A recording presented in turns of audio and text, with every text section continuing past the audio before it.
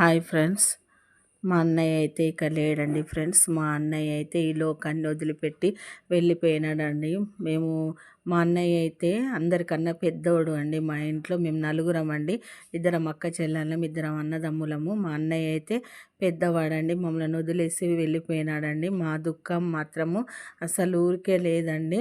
April 6 తారీఖు సోమవారం రోజు ఉదయం 4 గంటలకు మా అన్నయ్య వెళ్ళిపోయినాడండి దేవుని మధ్యలోకి. మా దుఃఖం అయితే పోదండి.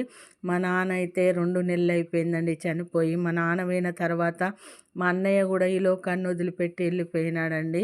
అసలు ఎంత దుఃఖం అంటే అసలు ఓర్చుకోలేకపోతున్నాం ఫ్రెండ్స్. అసలు ఏం చెప్పాలన్నది కూడా నాకు అర్థం అవ్వడం లేదండి.